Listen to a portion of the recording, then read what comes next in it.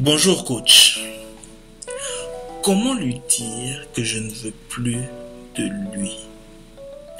Coach, j'ai besoin de conseils sur une situation qui me dépasse. Je suis avec un gars depuis 1 année et demie. Il était sans travail mais bricolait un peu partout. Hélas, on a eu un bébé dans cette situation. Et comme je suis boursière, j'essaie de tenir avec la crise, mais la situation se dégrade. Il est à la maison depuis un bout de temps. Il me dit qu'il cherche le boulot, mais ça ne se voit pas. Quand je parle pour qu'il se réveille, ou quand même je le réveille, il ne veut pas. Pour lui, c'est manger, dormir, et ça m'affecte sur tous les plans de ma vie. Même l'école, je ne veux plus continuer comme ça. Coach, comment lui dire que je ne veux plus? Aujourd'hui, c'est un numéro spécial parce qu'on a une invitée qui s'appelle Bénédicte. Elle va co-hoster avec moi, elle va placer quelques commentaires. Bénédicte, dis bonjour. Bonjour à tous. Ok, Bénédicte, là on a un problème. Ok? Le problème c'est que le monsieur, la jeune fille est boursière. Le monsieur, il ne veut pas aller trouver du travail. Il reste là. Ça fait maintenant 1 année et demie qu'ils sont ensemble. D'après toi, qu'est-ce qu'elle devrait faire?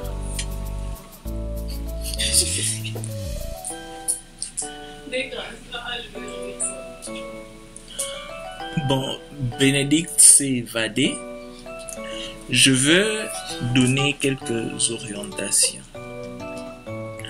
Ma chère sœur, tu es dans une situation où le monsieur est devenu trop confortable. Et ça, c'est dangereux. Il est devenu tellement confortable que le temps va continuer à passer et il va rien foutre. Il va rien faire. Ce que toi tu dois faire, c'est que tu dois le mettre dans une situation où il se réveille. Par exemple, ce que tu peux faire, c'est parler par exemple avec ta femme. Moi je connais un jeune qui s'appelle James.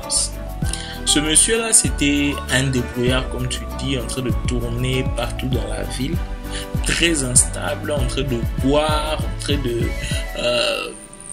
vomir n'importe où. Une fois, il a eu un enfant.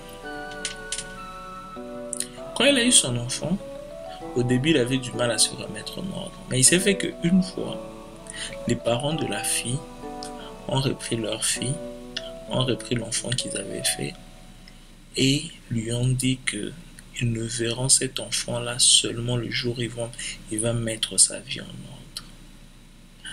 Depuis ce jour-là, le monsieur, il est venu une fois même chercher du travail chez moi. Il a fait un grand effort. Là, maintenant, je crois qu'il est en Tunisie, si je ne me trompe pas.